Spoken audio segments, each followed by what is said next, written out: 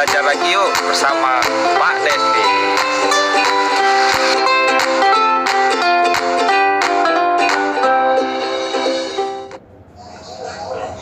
Assalamualaikum warahmatullahi wabarakatuh. Apa kabar anak-anak bapak semua yang berada di rumah? Mudah-mudahan anak-anak bapak semua diberikan kesehatan, diberikan ilmu, diberikan rezeki oleh Allah Subhanahu wa Ta'ala. Dan pada hari ini kita akan mempelajari Penjaskes, yaitu Penjaskes kelas 4 ya. Materi sebelumnya sudah kita pelajari, yaitu tentang pembelajaran permainan kasti. Nah, untuk selanjutnya masuk ke materi berikutnya adalah pembelajaran atletik ya. Di kelas 4 ini Penjas tidak jauh beda dengan materi-materi kelas 3 sebelumnya, karena di kelas 3 kita sudah mempelajari dasar-dasar ya.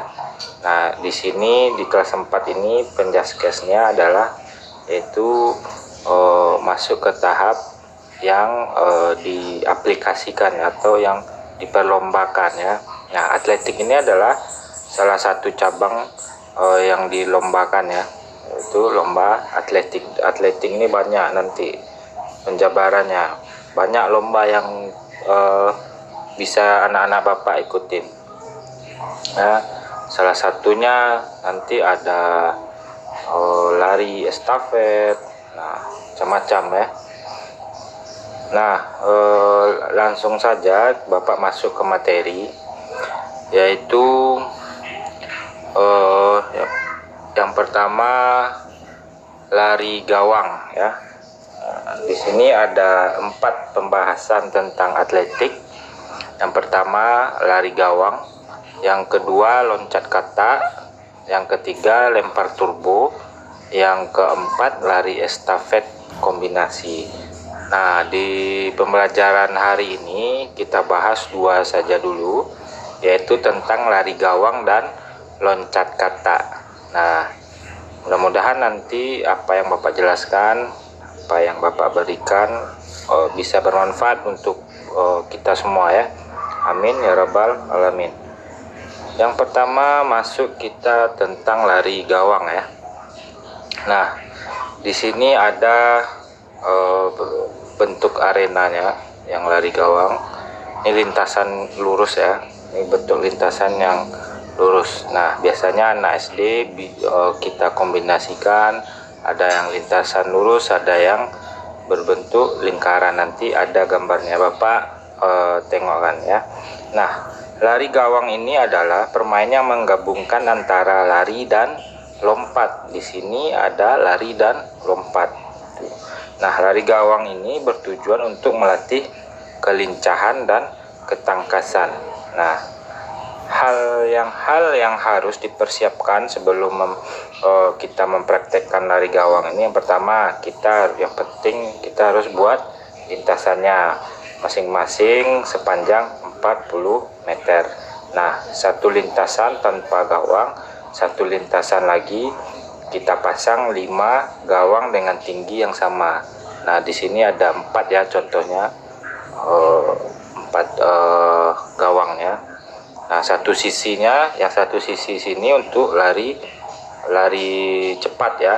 Nah, satu lagi sisinya ada lintasan yang mempunyai gawang atau rintangan. Nah, tinggi gawang ini adalah sekitar 60 cm dan lebar 1 meter. Nah, kita pasang gawang dengan jarak masing-masing 3 meter ya. Nah, bagaimana kita cara mempraktekannya nanti? Nah, yang pertama kita lakukan dengan awalan dengan sikap start jongkok ya. Kita berada di belakang garis start ya. Kita gunakan yaitu start jongkok. Nah, pada hitungan ketiga kita lari secepatnya pada lintasan pertama tanpa gawang. Ya, itu ya yang seperti digambar. yang kan ada dua sisi garis ya. Yang sisi garis yang pertama itu untuk kita gunakan untuk lari secepat-cepatnya. Nah, pada lintasan tanpa gawang ini kita berlari sejauh 40 meter. Nah, dilanjutkan lari di lintasan yang kedua dengan melompati rintangan atau gawang. Nah, pada lintasan kedua ini kita melompati rintangan gawang yang harus berlari dengan menempuh jarak 40 meter. Nah, jadi ada rintangan yang harus kita lompati. Makanya dari awal disebut ini gabungan antara lompat dan lari ya. Nah, tuh. Terus melompatlah anak-anak bapak yang tinggi supaya kaki tidak menyentuh gawang. Nah, kita melompat setinggi-tingginya, minimal melompati gawangnya agar tidak menyentuh gawang ya. Nah, terus nanti ada yang mencatat waktu bila pelari mulai berlari dari garis start hingga sampai di garis finish. Jadi waktunya akan dihitung dari garis start ya sampai di garis finish. Nah, itu akan dihitung kecepatan waktunya. Yang paling cepat itu yang paling bagus ya. Nah, itu bentuk pengertian tentang lari gawang. Nah, ini bentuk teknik cara melompat ya, menggunakan lompatan kaki yang kedepannya yang ini kaki kanan ya. Jadi tidak boleh menyentuh gawang ya. Jadi kakinya tidak boleh menyentuh gawang. Terus ini bentuknya, ini gawangnya ini untuk tingkat nasional udah pakai gawang yang seperti ini ya. Tapi kalau untuk anak SD kita gunakan seperti POA ya, nanti ada gambarnya. Nah, ini bentuk teknik kakinya yang sudah berada melayang di udara. Jadi kakinya diluruskan, kaki kanan diluruskan ke depan, kaki kirinya agak dibengkokkan ya, supaya melayang ya, melewati gawang. Nah, ini bentuk gambar yang lomba lari gawang yang tingkat internasional ya. Nah, jadi sampai atletik ini anak-anak bapak semua ini akan sampai ke tingkat internasional. Kalau yang berminat nanti dari sekarang kita udah latihan ya. Ada nanti lomba O2SN-nya tingkat kecamatan, tingkat kota, tingkat provinsi sampai tingkat nasional sampai ke tingkat internasional ya. Mudah-mudahan anak bapak ada yang jadi atlet ini nanti. Oke. Terus ini bentuk lintasannya yang untuk tingkat internasional ya, berbentuk bulat ya. Ini ada yang lari 400 meter ya, macam-macam ya. Ini bentuk lintasannya. Terus ini bentuk garis star ya. Starnya ini udah tingkat internasional, sudah memakai seperti ini. Nasional udah memakai seperti ini juga. Nah, ini bentuk nomornya 1 sampai 8. Terus nah, kita menggunakan POA ya. Nah, ini yang Bapak bilang tadi, kita di sekolah ada POA seperti ini. Nah, ini yang akan kita lompati nanti. Jadi walaupun kena kakinya, insya Allah tidak akan cedera ya, karena ini terbuat dari plastik ringan ya, ringan ini. Jadi nggak akan melukai ya, insya Allah. Oke, ini bentuk POA yang kita pakai tingkat SD ya. Oke, terus lanjut. Nah, kita yang kedua yaitu lompat kata. Nah, seperti apa kata melompat? Nah, seperti itu nanti akan kita pelajari. Nah, lompat kata ini merupakan salah satu cabang gerakan atletik yang menyenangkan ya, menyenangkan bagi semua banyak-banyak anak-anak ya. Nah, loncat kata dapat kita memperkuat otot kaki dan meningkatkan kelincahan. Nah, bagaimana cara melakukannya? Ini gampang sekali ya. Dari kecil kita udah bisa lompat-lompat ya, apalagi udah dewasa. Ini adalah untuk penyempurnaan lompatan. Nah, yang pertama Kita mulai dari garis start.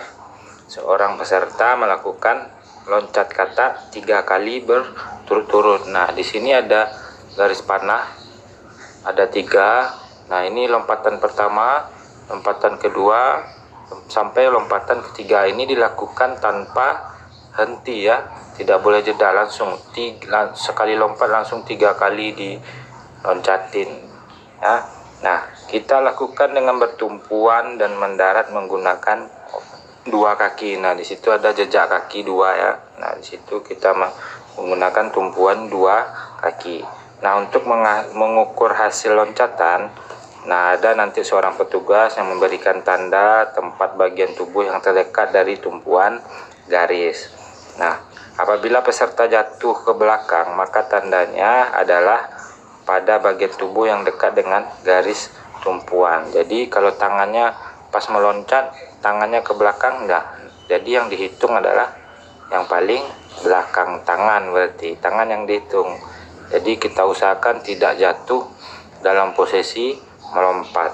Nah, terus setiap anak kita memiliki 2 kali kesempatan meloncat, dan hanya hasil loncatan terjauh yang dicatat. Jadi kita punya 2 kesempatan ya untuk melakukan loncatan ya. Jadi lompatan yang terjauh itu yang dicatat oleh wasit atau gurunya nanti ya. Nah, ini bentuk lompatannya, kira-kira seperti itu bentuk loncatan kata. Nah, ini teknik melompat. Jadi kakinya agak ditekuk, terus ayunkan tangan sampai ke atas dari bawah ya, dari bawah ayun sampai ke atas, sampai ke menggunakan kekuatan 2 otot kakinya. Nah, itu akan membuat lompatan sejauh mungkin ya. Ini dorongan dari tangan ini ada gunanya ya. Kenapa tangannya dari bawah sampai ke atas? Ini gunanya untuk menambah power ya, menambah loncatannya ke depan, biar loncatannya jauh ya. Nah, kira-kira sampai di sini dulu Bapak jelaskan tentang lompat kata dan lari gawang. Nah, untuk materi kelanjutannya nanti kita lanjutkan ke minggu depannya lagi ya. Mudah-mudahan ini bermanfaat untuk anak-anak Bapak semua, dan untuk Bapak sudahi. Assalamualaikum warahmatullahi wabarakatuh.